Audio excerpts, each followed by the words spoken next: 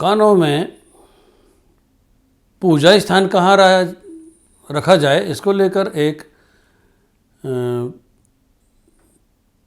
अनिश्चय सा मन में रहता है, खासतौर से इस बात को लेकर कि पूजा का स्वरूप क्या हो।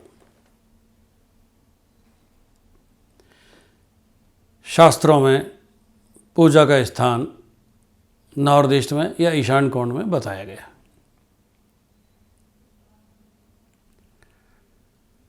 अधिकांश मामलों में मैं यह देखता हूँ 1800 फुट प्लॉट है और 900 फुट में मकान बना है, तो लोग उस बने बनाए मकान का ही ईशान कोण निकाल लेते हैं और यह सबसे बड़ी गलती है।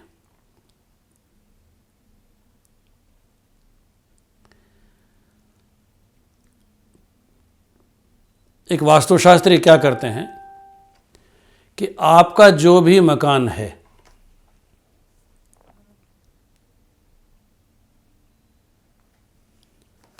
उसको ना देखकर या आप जो बनाना चाहते हैं उसको ध्यान ना देकर आपका टोटल लैंड एरिया है उसको देखते हैं। उसके बाद उस पर वास्तु चक्र को सुपर इम्पोज करते हैं, स्थापित करते हैं और उसके हिसाब से जहाँ ईशान कोण आता है उस जगह पूजा प्रस्तावित करते हैं। आमतौर से अगर आपका नॉर्थ फेसिंग मकान है या ईस्ट फेसिंग मकान है तो सरकारी नियमों के तहत आपको सेटबैक एरिया रखना पड़ेगा, खाली रखना पड़ेगा सामने से। तो अधिकांश मामलों में यह होता है कि पूजा का जो स्थान है या नॉर्थ ईस्ट है वो बाहर लॉन एरिया में ही पड़ जाता है।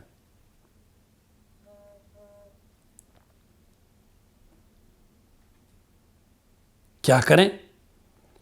आपने तो गणेश जी की मूर्ति लाई हुई है 6-8 इंच की, आपने तो तरह तरह की तस्वीरें सजा रखी हैं, आप एक बॉक्स भी ले आए हैं पूजा का रेडीमेड,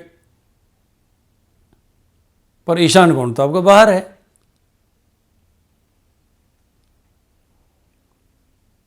तो ऐसी स्थिति में आप क्या कर सकते हैं कि जहां शार्प ईशान कोण पड़े वहां पर तुलसी का एक गमला रख दें, केले के पेड़ रख दें। हिंदू महिलाएं केला का पूजन करती हैं बृहस्पति के लिए, रखें नहीं, तुलसी का पूजन भी हो, दीपक भी जलावें। जब भोग लगाएं घर में तो तुलसी के पत्ते भोग में रख के भोजन में भगवान विष्णु को अर्पित करें। पद्म पुराण में वर्णन है कि विष्णु भगवान को ऑफर किए बिना जो भोजन करता है तो वो अपवित्र है। इस तरह से आपके पूजा स्थान की कमी पूर्ति हो जाती है। फैक्ट्रियों में लोग क्या करते हैं कि जहाँ ईशान कोण पड़ता है वहाँ एक आड़े दीवाले में एक छोटा सा बना देते हैं, पत्थर सा लगा देते हैं और स्थापित कर देते हैं, तो बाकी मजदूर वहाँ ढोक मार के ही अंदर फैक्ट्री में जाते हैं। वो एक तरीका ठीक है।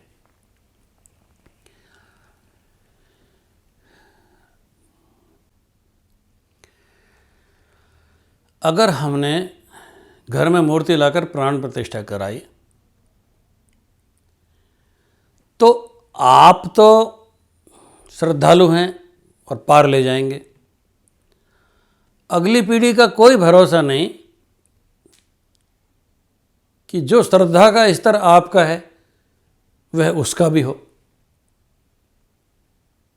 लोग 11 रुपये तो आसानी से चढ़ा देते हैं, पर मंदिर में झाड़ू पोछा करना हुआ तो वो नहीं कर सकते, जबकि प्राण प्रतिष्ठा में पूरी तरह से सारे दिन लगे रहना पड़ता है। अगर भोजन भी अर्पित करेंगे तो पर्दा लगा के घंटी बजा के तब तक भगवान ग्रहण नहीं करते, ऐसा पौराणिक मान्यताएं हैं। उसके बाद आचमन भी कराएंगे, उनको जल भी पिलाएंगे, कई बार पुनराचमन भी करना पड़ जाता है। ये सब बच्चे लोग नहीं कर सकते, ये जो अभ्यस्त नहीं है वो नहीं कर सकता। तो एक ही शर्त है कि अगर घर में आप मूर्ति की प्राण प्रतिष्ठा करते हैं तो आपको रेगुलर बेसिस पे एक पंडित जी को साथ रखना ही पड़ेगा जो कि इस काम को करते रहें। चूँकि आप घरों में ये सब नहीं कर सकते, इसलिए सबसे श्रेष्ठ उपाय ये है कि घर में मूर्तियों की प्राण प्रतिष्ठा नहीं की जाए और इस कमी की पूर्ति के लिए आप मंदिर में जाएं और वहाँ अपनी इच्छा को पूरी कर लें।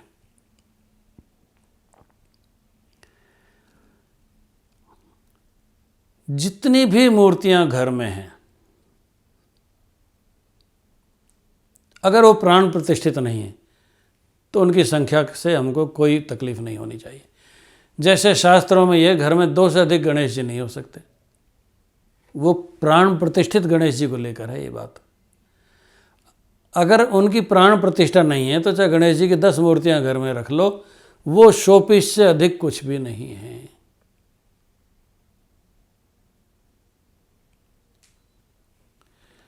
दूसरा,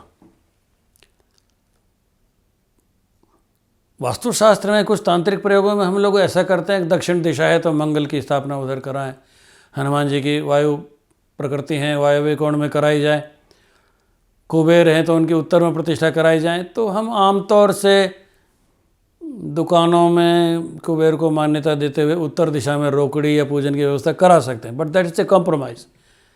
पूजा का स्थान तो ईशान कोण ही माना गया है, और जो अपना भक्ष्य लेते हैं, भोग लेते हैं देवता, वो ईशान कोण के वही 4-5 देवता हैं जो कॉर्नर में स्थित हैं, वरना वो सही जगह नहीं जाती। देवताओं को यदि सही जगह पर हम नहीं बैठाएं, सही जगह पर भोग नहीं लगाएं, उनको उचित दिशाएं प्रदान नहीं करें, दिक्पालों को उनकी उचित दिशाएं प्रदान नहीं करें, तो वो परिणाम नहीं देते और हम जीवन भर पूजा करते रहें, परिणाम नहीं आता।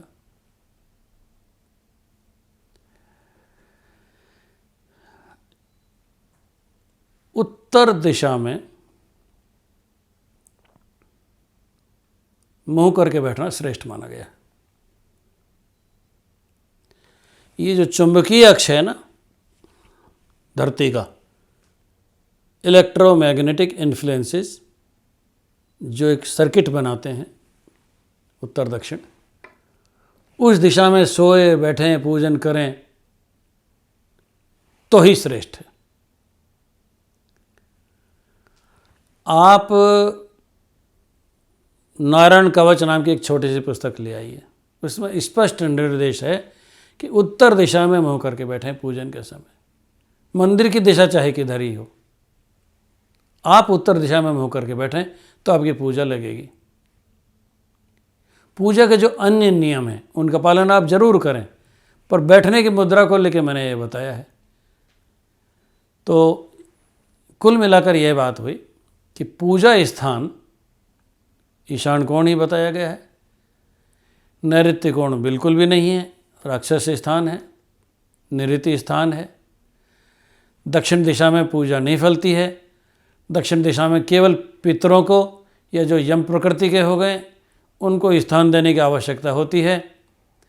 शाम का दीपक जलाने की भी दक्षिण दिशा में ही व्यवस्था की गई है।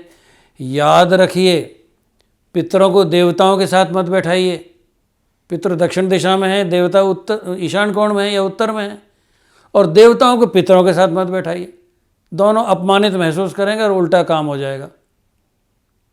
पितर देवताओं की श्रेणी के नहीं है, और देवताओं को पितरों के साथ बैठाओगे तो उनको आप डिमोशन कर देंगे, तो अच्छे परिणाम नहीं मिलेंगे।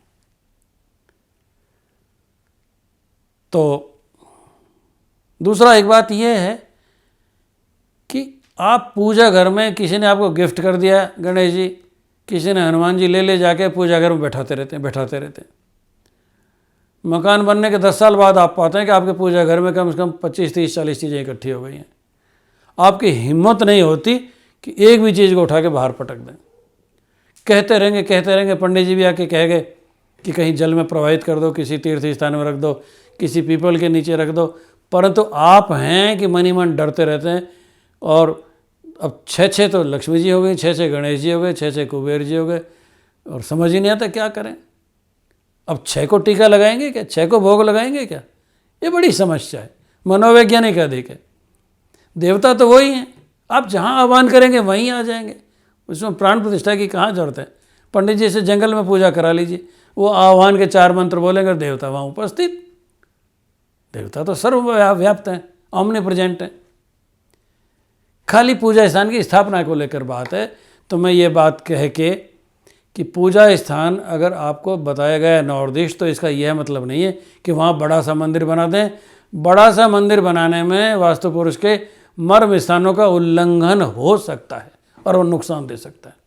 हाँ, पूजा करने की जगह ये है, यदि आपके पास बहुत बड़ा प्लॉट ऑफ लैंड है या फैक्ट्री है, तब आप ईशान कोण में एक छोटा सा मंदिर बनाने की व्यवस्था कर सकते हैं।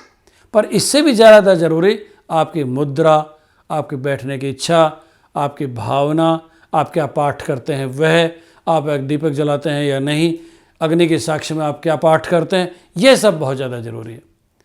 ऐसा भी नहीं कि आप हाथ में तो हनुमान चालीसा ले रखिए और आपने रोकड़े का हिसाब लगा रहे हो, बेकार फ्लॉप हो जाएगा सारा काम।